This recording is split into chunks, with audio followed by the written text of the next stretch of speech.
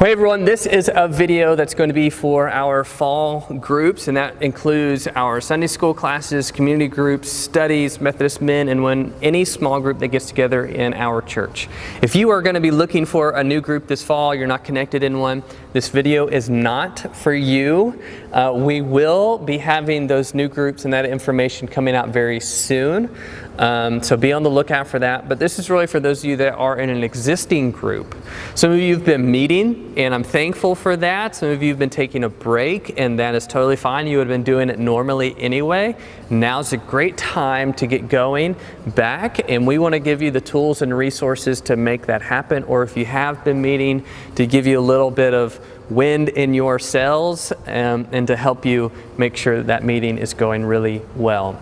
Online, you're going to find all the recommendations for this, so I'm not going to work through all those recommendations depending on if you meet on campus or not on campus for how you can keep meeting and what to do. So make sure you look that up online on our church's website. What I want to do in this video is give you just a few guiding principles that I think are going to be really important and a couple of resources for that. So, first off is I want us to stay committed this fall. Again, thank you to our groups. I've been so encouraged. Stay committed with each other, with your group.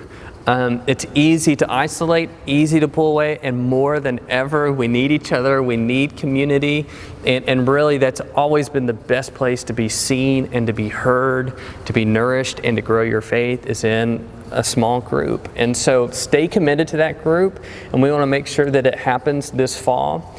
Secondarily, though, with that is to be flexible. I have no idea, you don't know, we don't know.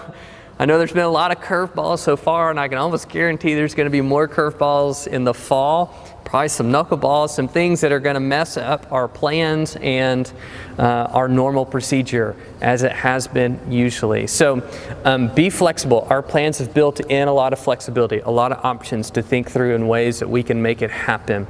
Again, stay committed. We're going to find something. We know we can find something, but be flexible.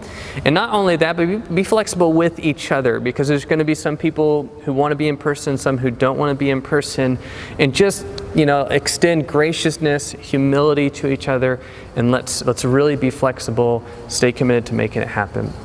The third thing that I want to say is this. When it comes to our fall groups, think small in the fall. It rhymes, great, right? Think small in the fall, and that means two things. One, we all know that right now with social distancing, with the way things are, smaller groups are healthier environments.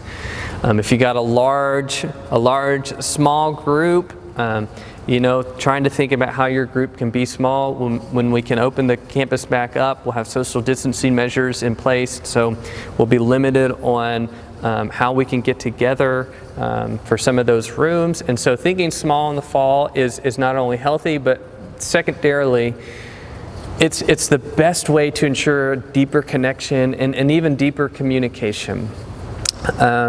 If we can't all get together, we can think small and think of ways to maybe subdivide ourselves or to get online and to create environments where we really see and are heard with each other. Our recommendations provide a lot of ways to think like that. One in particular that I want to mention that I've been practicing this summer and I found to be really helpful is a band. And I don't mean like getting the band together and making some music. You can do that if you want, but what I'm referring to is the historic Methodist practice. In fact, it's what got the Methodist movement started. John Wesley got people together in bands, and they were 3 to 5 person groups. And what you did is you checked on each other's soul. You checked in to see how's your faith doing. And so you kind of had a set of questions every week. You just returned to them and you asked them to each other. And it was a way to support each other, encourage each other, keep each other accountable. I think this will be a great option, particularly for you who are in an existing group. One, because you've already got relational trust with each other, so getting together with 3 to 5 people from your existing group is going to be pretty easy instead of 3 to 5 people you don't know really well.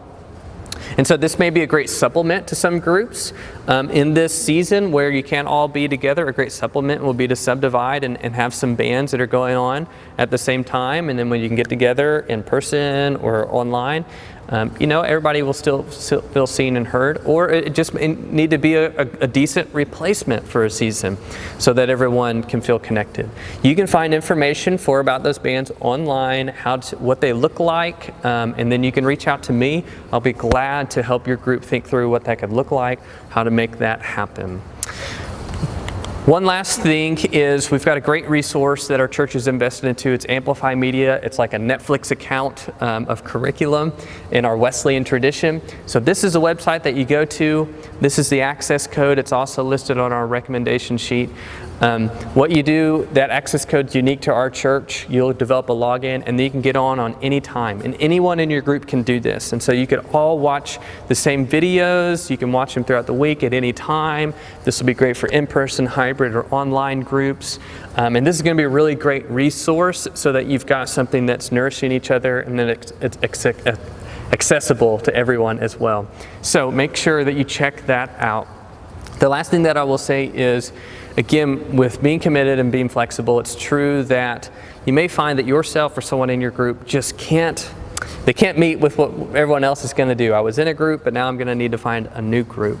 And that's totally fine. That's totally fine. Again, be committed. Let's stay flexible. I know Katy First Mom is an answer to just a very specific group of people in our church.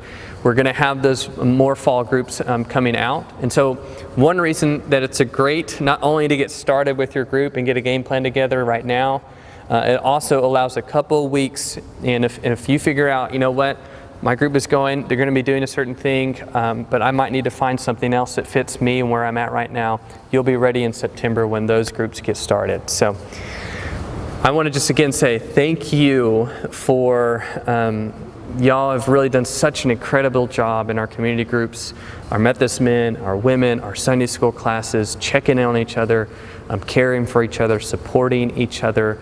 I want to be a resource. Our staff wants to be a resource to help you continue to do that and find creative ways this fall that we can stay committed, we can stay flexible with each other, and if we need to, we can get small in the fall. So reach out to me if you need training with Zoom, if you need some ideas about band meetings. Utilize Amplify Media as a great resource for our congregation.